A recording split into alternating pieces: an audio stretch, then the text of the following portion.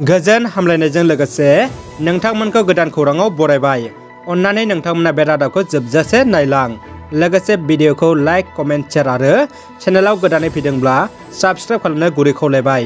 गिबि खौराङाव दङ, आसाम केबिनेटआव गोदानै मन्थ्रिनि मुंखौ फोसावबाय।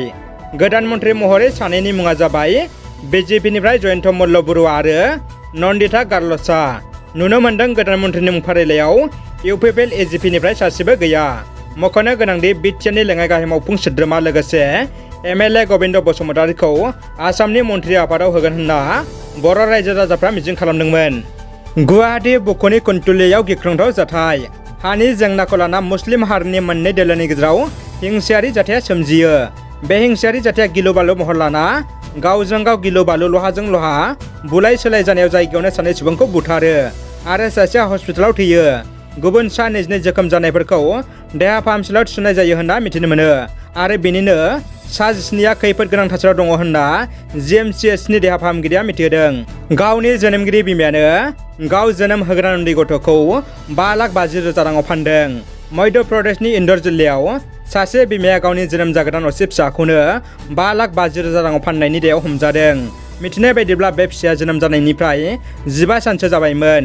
बेखौनो बिमाया 5,50,000 राङाव फानदों। बेबायदि गाज्रि हाबा मावनायावनो सोमोन्दो थानाय 7 दायनिगिरिफोरखौ हमो आरो दायनिगिरिफोरनि हेंथायै आयेन बायदियै केस रेजिस्टारबो खालामनाय जायो। लोगोसे बेनि गेजेरावनो 7 दायनिगिरिफोरखौ जोबथेसालिसिम दैथायहरनायबो जाबाय। सानैया दासिमबो केसआवनो थाबथानानै दं होनना फोरमायदों। दानिया फैदो गुबुन मोनसे खौराङाव।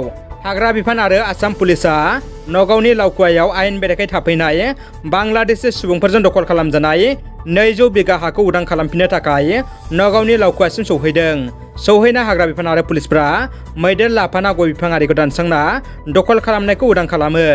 मैया हरनि जुब जुब अखा हानायनि समावनो क'क्राझार जिल्लानि कारिगावनि दाउखा नार्जारिनि आबाद मावना जाग्रा मोसौखौ सारअन्थाइया गावो। सारअन्थाइ गावनायजों मोसौ मानैया थैयो। दाउखा नार्जारिनि नखरा जोबोद गोरिब, आबाद मावनासो जायो। मोसौ थैनायनि उनाव नखरा गोथौ दुखु मोननाय फोरमायदों। गसाइगाव अन्थाइ जावनाय गोथौ हाखराव गब्रनानै सासे गथ'नि जिउ खहा। 1 नं बुरिसाथाम गामिनि थागिबि आफतार आलनि नैथि फिसाजो एबा 683 नं बुरिसाथाम गुदि फरायसालिनि थाखो 1नि फरायसा आलमिना बेगमा बेलासियाव फरायसालिनिफ्राय फैनानै न' साखाथियाव थानाय खरसे अन्थाइ ख'वाराव गोग्लैना थैयो। दुखुनि बाथ्रादि गथ'आ गेलेबाय थानाय समाव खाथियाव थानाय गोथौ हाखराव गोग्लैनानै गोथौ दैयाव गब्रनानै आलमिना बेगमनि जिउ गोमायो। जाहोनाव दहमैनो ओनसोलाव दुंहाव थासारि सोमजियो आरो साबकाटा आउटपस्टनि बिबानगिरि शिबा प्रसाद कलिता बिथाङा गोथै देहाखौ लानानै फैयो आरो नायबिजिरनो थाखाय क'क्राझार आरएनबि सिभिल देहा फाहामसालियाव दैथायहरो। दानिया फैदो जोबथा खौराङाव। एनडिएफबिनि गायसनगिरि आफादगिरि रन्जन दैमारिया थाबैनो जेलनिफ्राय उदां मोननांगौखौ हास्थायनानै बाथौ मन्दिराव आर'ज खालामदों।